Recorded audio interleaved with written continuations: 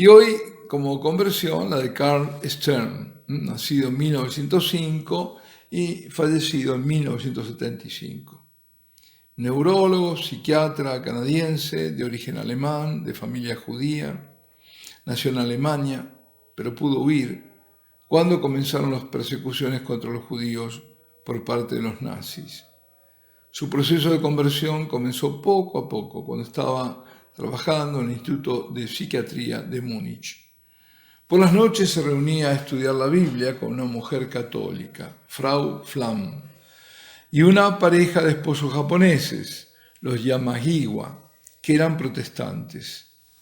Un día de diciembre de 1933 fue por primera vez a una iglesia católica a oír el tema judaísmo y cristianismo, que iba a ser dictado por el cardenal de la ciudad. Esto tuvo para él un efecto muy positivo. Dice: el sermón me vino como especialmente pensado y dicho para mí, y dejó una huella imborrable en mi alma. Recuerdo que las ligeras alusiones al pensamiento paulino con respecto al judaísmo postcristiano descubrieron ante mi vista un mundo nuevo. Debo confesar aquí anticipadamente que me costó mucho tiempo, aproximadamente 10 años, el aceptar la divinidad de Jesucristo. Cuanto más creía en Él como Mesías, más me veía arrastrado hacia una especie de arrianismo, considerándolo simplemente como el personaje histórico, el profeta que cumplía y rebasaba todas las profecías.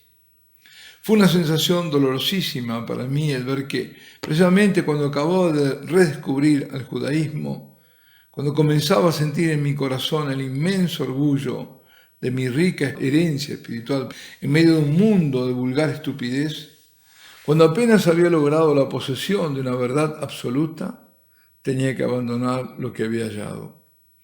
Hoy día veo que realmente no tenía que abandonar nada. En el plano espiritual, el cristianismo es judaísmo llevado a su consumación.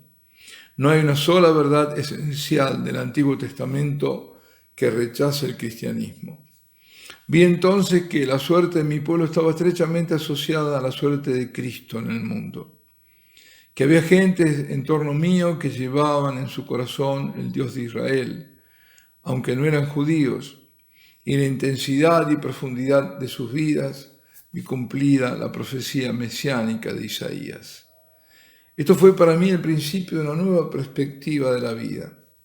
Se había roto en pedazos algo de lo antiguo, aunque yo me empeñaba en que no era así, y había brotado algo nuevo. No veía aún claro a dónde era conducido, pero sentía que nuevas luces significaban nuevos deberes y barruntaba que llegaría la hora en que tendría que dar el tremendo salto hacia lo desconocido. Empecé a pensar, si fuera cierto que Dios hizo hombre por nosotros y que su vida y muerte tienen sentido personal para cada uno de los millones de seres humanos que se gastan en la hediondez de los tugurios, en un mundo sin horizontes, en sofocante angustia de odio, enfermedades y muerte. Si fuera eso cierto, aún habría algo que da a la vida un valor infinito. Pensar que llama a las puertas de esos millones de oscuras moradas, quien puede ofrecer promesas seguras a cada uno de sus habitantes. Cristo salva el caos de la historia y al mismo tiempo salva la mezquindad de cada existencia personal. Un día de 1938, estando ya en Londres, entré a una iglesia católica a orar. Era la iglesia de los padres dominicos de Hampstead, cerca de nuestra casa. Iba todas las mañanas antes del trabajo. Rezaba en el altar derecho. No tenía idea exacta de ello, pero creía de algún modo en el poder de la oración. No recuerdo de qué forma había llegado a esa convicción, pero aceptaba la eficacia de la oración como una verdad incuestionable y ponía en ella mucha fuerza, por no saber qué otro socorro práctico podía ofrecer a mi padre y a mi hermano, que estaban lejos. La providencia me había hecho judío. Me sentía tal con todas las fibras de mi corazón. Sentía en el judaísmo el calor protector de la sangre. ¿Cómo podría dudar nunca de que mi deber estaba entre ellos? Sin embargo, lejos, a mi espalda, oía voces apagadas que me recordaban otra lealtad. Aquellos cristianos de Múnich que habían sufrido por nosotros en la noche de la aniquilación y con los cuales había visto por vez primera un Israel supranacional, parecían hacerme señas de que no los traicionara. También aquello me imponía una obligación. Sabía que había sacerdotes y ministros en los campos de concentración. Sabía que entre tanta ruindad y brutalidad había infinidad de inestimables sacrificios anónimos que se llevaban a cabo en nombre de Jesús de Nazaret, el ungido de Israel. Sacrificios realizados por quienes no pertenecían a nosotros por la carne. Durante bastante tiempo pensé que me sería posible permanecer judío, conservando el secreto de Jesús. Imposible que Cristo exigiera de nosotros la deserción en el momento preciso en que nuestro pueblo se debatía entre espasmos de agonía. La mayor parte de los judíos que se mantienen con el pie en el umbral de la iglesia creen que ni Jesús hubiera abandonado la comunidad judía del dolor en un momento tan crítico de la historia. Sin embargo, había algo oscuro en este pensamiento, y es que por primera vez en la historia desde Cristo, en esta persecución nazi, no se acosaba a los judíos a causa de su religión, sino únicamente a causa de su raza. En rigor, había visto que los cristianos judíos de Alemania lo pasaban frecuentemente peor que los judíos de religión, repudiados por los cristianos por judíos y por los judíos por renegados. Participaban en esto de la suerte de Cristo, de quien dice Pascal que era igualmente indeseado por paganos y por judíos.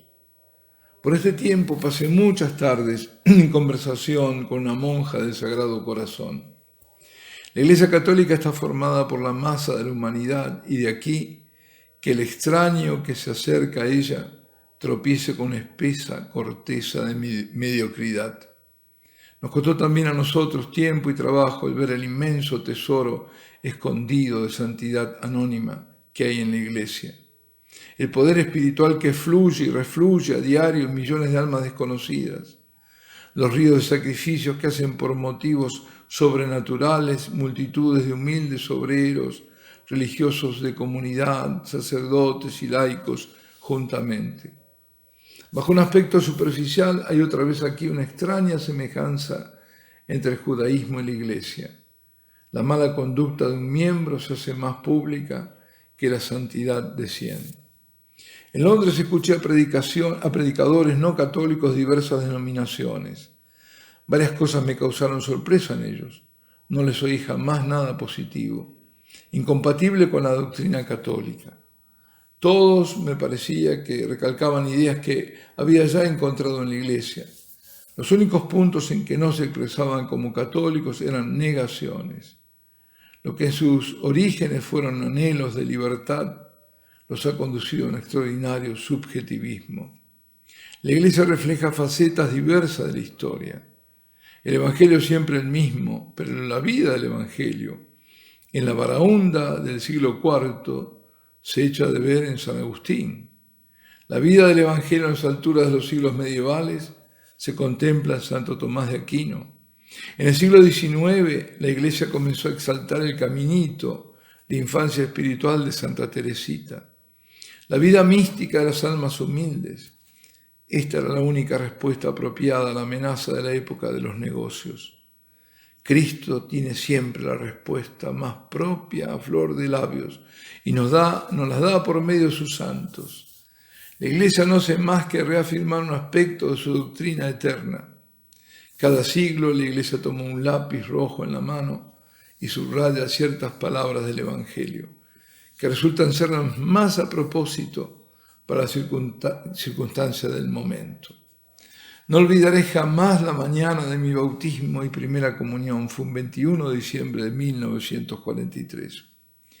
Exteriormente todo parecía igual que todas las mañanas de diciembre. Al entrar en la iglesia de los padres franciscanos de Montreal, afuera era todavía oscuro. Dentro estaba la aglomeración de pueblo que uno encuentra siempre en todas las iglesias católicas, en los distritos más despoblados de las grandes ciudades. Era 43. Eran hombres y mujeres de las pequeñas viviendas contiguas a los andenes del tren y de las vecindades del núcleo comercial de la ciudad.